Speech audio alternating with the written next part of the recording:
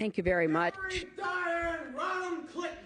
That's my name. That's right. War criminal. The people of Libya, the people of Iraq, the people of Syria, the people of Yemen, the people of Palestine, as well as the people of America will never forgive. Violating the university code of Rotterdam. I'm asking you to leave. The delegates will now escort you out of the building.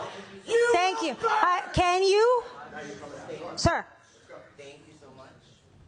Thank you so much. Free! Sarba. Free Palestine! Got this right. Yeah, okay, sorry. Free Palestine! Free! Free Palestine! Free! Free Palestine! Free! Free Palestine! Okay. Free! Free Palestine! Let me thank all of you for coming because this is such an important